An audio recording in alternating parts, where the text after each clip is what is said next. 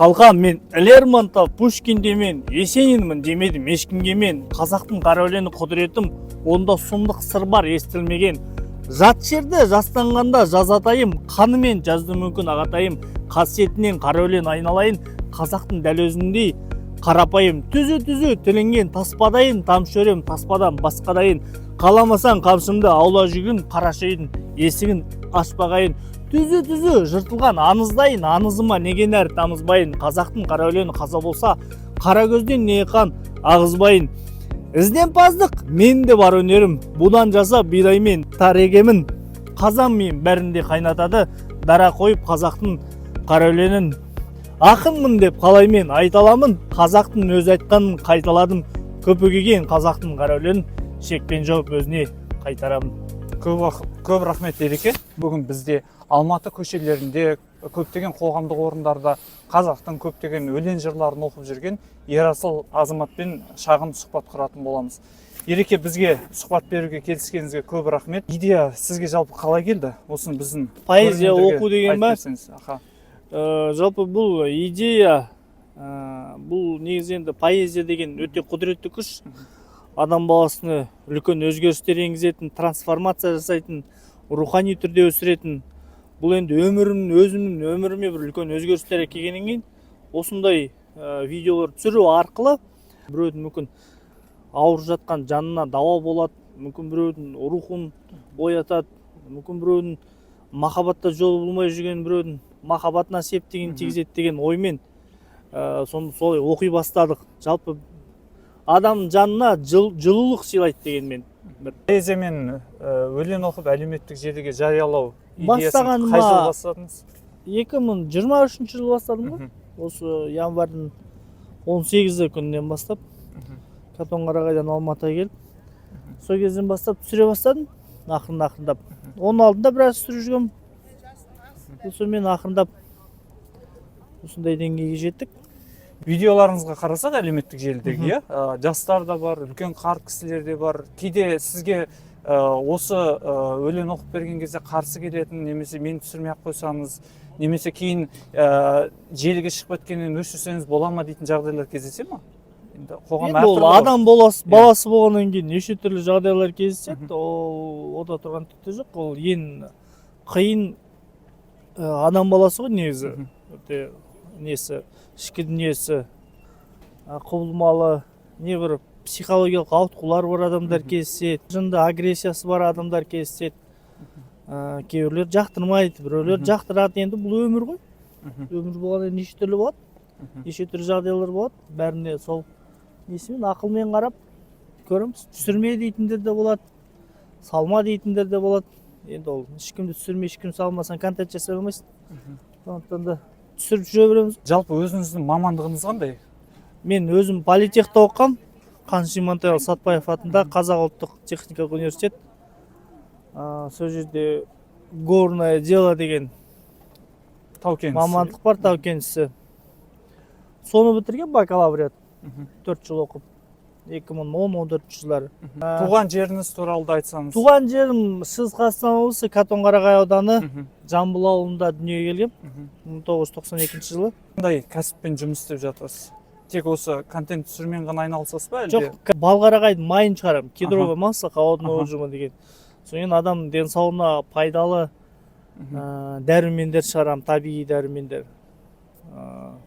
Сондай дәрілердің авторымын өзім. Сондай дәрі-дәрмек шығарам. Табиғи өнімдер. Осы қазақшада, орысшада өлең жолдарын оқып жатырсыздар ғой. Жалпы осыны қалай таңдайсыз? Желіге мына өлең жақсы өтеді деген сияқты медиа бір план бола ма, жоспар? Жоқ, ондай жоспар жоқ. Жүрекке әлде әр адамның сол кездегі эмоциясына қарай оқисыз ба? Негізі әр адам несіне қарай, сырт келбетіне қарай оқисың ба? Әрбір өлең жақсы негізі, бірақ жүрекке жетеді деген өлеңдерді таңдап аласың, соларды оқисың. Соны дәл сондай бір жүректерді іздейсің.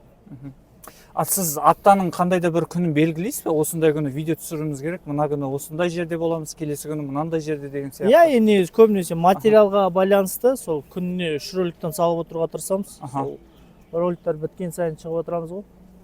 Айтпақшы негізі ең қатты талқыланған, ең өтімді болған өлеңіңіз әлеуметтік желіде атай аласыз ба? Қайсы қызу талқыда болды? Негізі Евгений Евтушенконың «Дай бог слепцам» деген бар.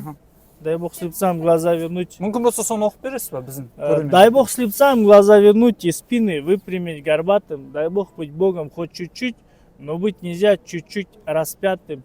Дай бог не вляпаться во власть и не геройствовать подложно и быть богатым, но не красть, конечно, если так возможно. Дай бог быть тертым калачом, не сожженным ничею шайкой, ни жертвой быть, ни палачом, ни барином, ни попрошайкой. Дай бог, чтобы твоя страна тебя не пнула сапожищем. Дай бог, чтобы твоя жена тебя любила даже нищим. Дай бог всего, всего-всего и сразу всем, чтоб не обидно. Дай бог всего, но лишь того, за что потом не будет стыдно. Кентай кезімнен әкем көп нәрсені жаттатқызатын, дастандарды жаттатқызатын, батырлар жырын. Енді өзім өлең жазбаймын енді. Бірақ енді жазып көрген кездерімде болды енді. Бір нәрсе шығарып көрген. Бірақ ол өте көп толғануды, өте көп жұмысты қажет етеді. Ақындық дейді. Қазақша өткен өлеңдер енді әртүрлі негізі енді ол. Мұқағалидың өлеңдері, Абайдың өлеңдері, ол әрбір ситуацияға байланысты ғой, әр адамға әртүрлі. Мүмкін емес қанша просмотрға өтетін жорамалдау. Ереке, мына видео түсірген кезде кейде осы адамдарды бір шошытып алатын кездер болады ма? Болады, неше түрлі болады, неше түрлі болады. Шошытып келген кез болады. Адам баласынан қорқады ғой. Қазір коммуникация деген жоқ қой. Алда қандай нақты жоспарларыңыз бар? Контент түсіруде қандай? Сол контент түсіріп дамысақ деген, өссек деген. Жақында бір пранк түсіріп бастаған екенсіз. Бұның ғұмыры қалай болады алда? Пранк енді түсіруге болады, көру керек қалай болатын. Біздің қоғамға қаншалықты өтеді? Негізі өтеді енді, ол адамның өзі, пранк түсірген адамның өзіне байланысты. Былай негізі несі реакциясы, несі дұрыс болса, барлығын түсінеді, түсінікпен қарайды. Емессіз ба, да? Уалейкум ассалам. Көріп тұрамыз да. Рахмет.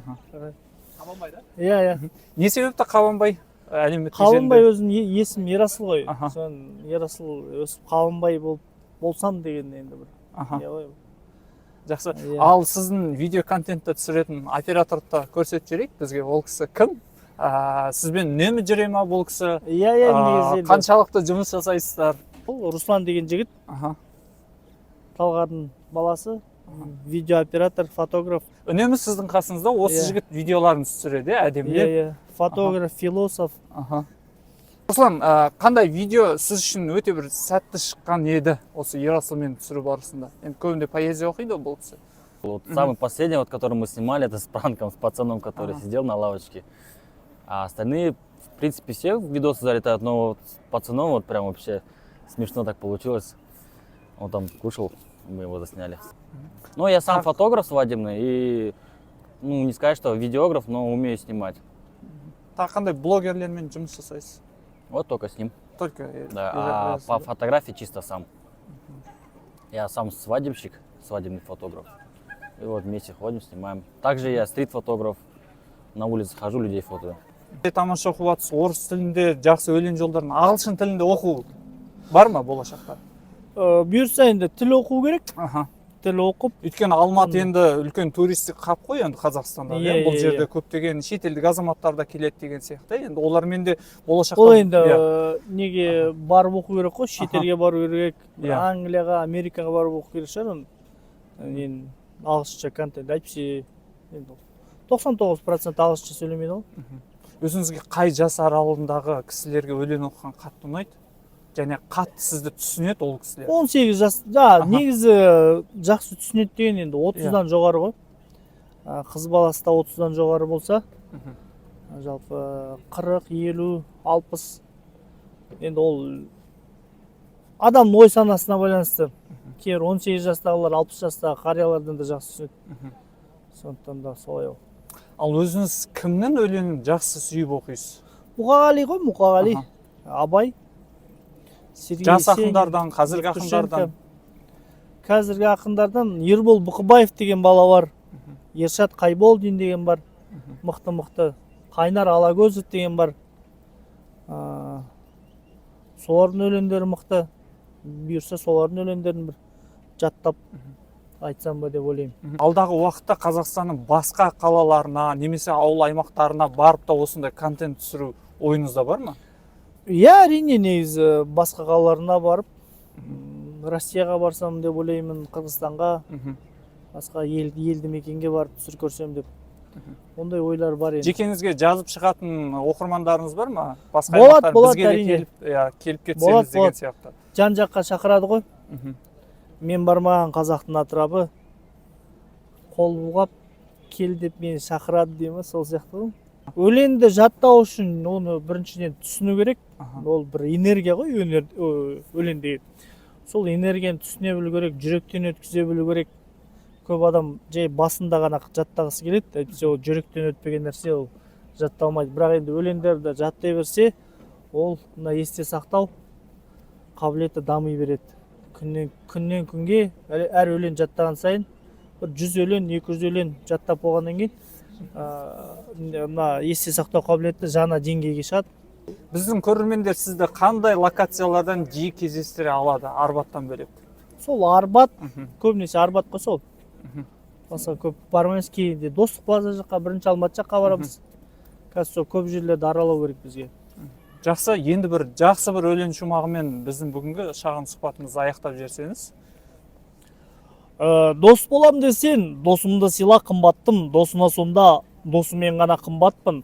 Дос болам десең, мендегі доспен достасқын, сендегі доспен дос болып сонда тұрмақпын. Достарың көп пе? Апырау неткен жақсы едің, досым аз мен, досым-ау. Табышемін, достарың менен достастыр мені асылым, болайын құлың нақ сенің. Достыққа жүрмін құмартып, өлгелі жүрмін өзіме өзім мұнартып.